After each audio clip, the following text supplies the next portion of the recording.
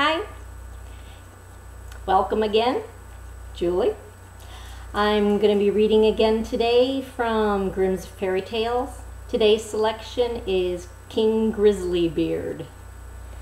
Let's get started. A great king of a land far away in the east had a daughter who was very beautiful, but so proud, so haughty and conceited that none of the princes who came to ask her in marriage was good enough for her, and she only made sport of them. Once upon a time the king held a great feast and asked thither all her suitors, and they all sat in a row, ranged according to their rank, kings and princes and dukes and earls and counts and barons and knights. And all the princes came in, and as she passed by them, she had something spiteful to say to each and every one. The first is too fat.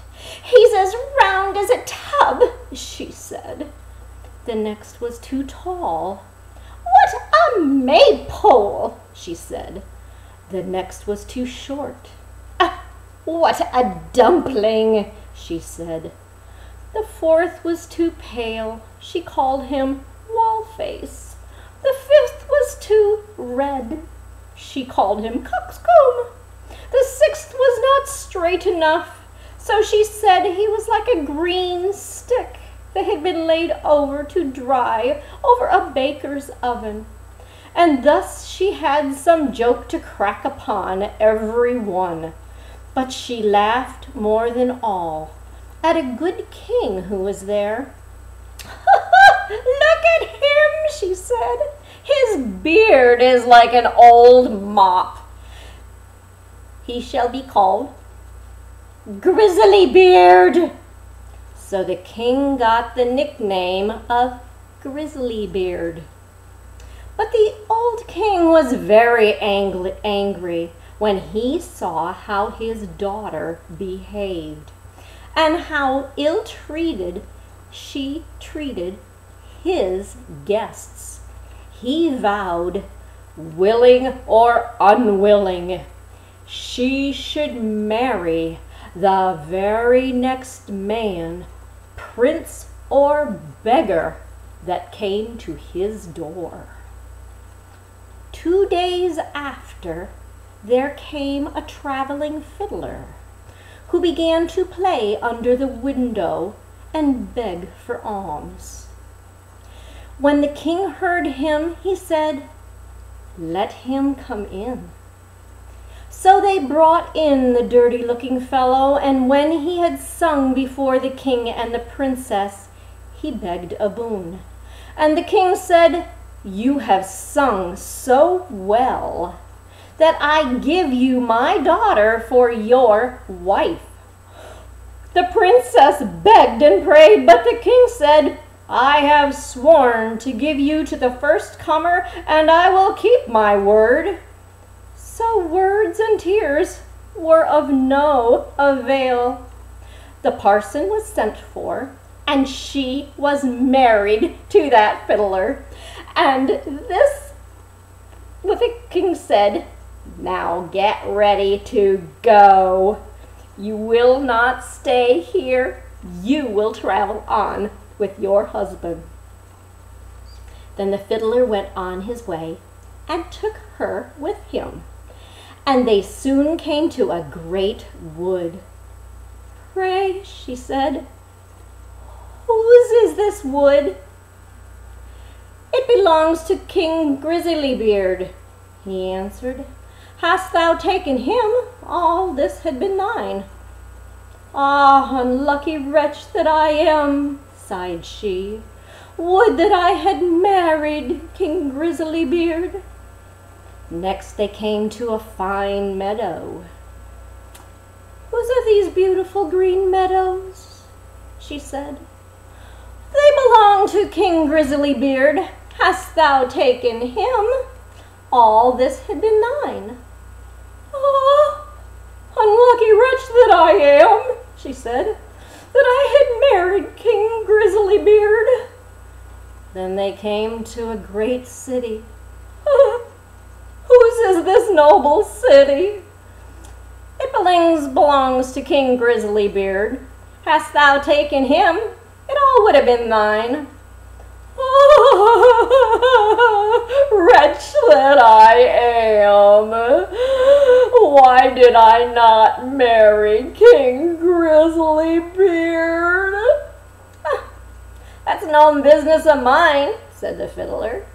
Why should you wish for another husband?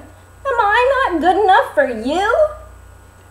At last they came to a small cottage. What a paltry place, she said. To whom does this little dirty hole belong? Then the fiddler said, That is your and my house, where we are to live. Where are the servants? She cried. What do we want with servants? He said. You're going to do whatever is to be done. Now make the fire and put on the water and cook my supper. I'm tired. Well, the princess knew nothing of making fires and of cooking, and the fiddler was forced to help her. When they had eaten a very scanty meal, they went to bed, and the fiddler called her up early in the morning to clean the house. Well, they lived this way for 2 days. When they'd eaten all there was in the cottage, the man said to his wife, Oh, wife, we can't go on thus spending money and earning nothing. You must learn to weave baskets. Then he went out, and he cut the willows, and he brought them home. She began to weave, but it made her fingers very sore. I see this won't do, he said. Try to spin. Perhaps you'll be better at that. So she sat down and she tried to spin, but the threads cut her fingers till the blood ran. See now, said the fiddler, you are good for nothing. You can do no work. What a bargain I have. However, I will try to set up a trade in pots and pans, and you can stand in the market and try to sell them. Alas, said she, if any of my father's court will pass by and see me standing in the market, how they will laugh at me. But her husband didn't care for that. She must work. If she did not wish to die for hunger, she must work. At first the trade went well, for many people, seeing such a beautiful woman, went to buy her wares, and it paid their money, and they took away her goods. They lived on this as long as it lasted, and then her husband bought a fresh lot of wares, and she sat herself down in the corner of the market. But a drunken soldier came along by, and he rode his horse against the stall and broke all her goods into 1,000 pieces. So she began to cry. She didn't know what to do. Oh, what's gonna come of me? She said. What's my husband gonna say? She ran home and told him all about it. Who would have thought, who would have been so silly, he said, as to put an earthenware stall in the corner of a market where everybody passes by? But let's have no more crying. I see you're not fit for this sort of work, so I have been to the king's palace. I have asked if maybe they wanted a kitchen maid, and they said they would take you in. You'll at least have plenty to eat there. So the princess became a kitchen maid and helped the cook do the dirtiest of work. And she was allowed to carry home some of the meat that was left, and on this they lived. She had not been there long before she heard that the king's oldest son was passing by, going to be married, and she went to one of the windows and looked out. Oh, everything was ready with the pomp and the brightness of the court. Oh, she bitterly grieved for the pride and the folly which had brought her to such lowliness. And the servants gave her some of the rich meats. which were put into her basket to take home. All of a sudden, when she was going out, one of the king's son came in golden clothes, and when he saw a beautiful woman, at that door, he took her by the hand and said she should be his partner at the dance. Oh, she trembled in fear, for she saw that it was King Grisly-Beard, who was making sport of her. However, he held tight to her hand and led her in as hard as she struggled to get away. The meats fell about. The cover stayed on the basket. Everybody laughed and jeered at her.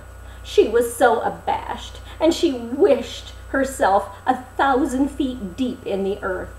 She sprang to the door to run away, but on the steps King Grisly-Beard overtook her again and brought her back and said, "Fear me not. I am the fiddler who has lived with you in the hut. I brought you there because I really loved you. I'm also the soldier that overset your stall. I have done all of this only to cure you of your silly pride and to show you the folly of your ill treatment to me. Now all is over, and you have learnt wisdom, and it is time to hold our marriage feast." And the chamberlains came and brought her the most beautiful robes, and her father and his whole court were there already and welcomed her home on her marriage day. Joy was in every face and in every heart. The feast was grand. They danced and they sang, and all were merry. And I only wish that you and I had been invited to that party. And so ends another story written by the Grimm brothers. Have a good day. See you again. Bye-bye.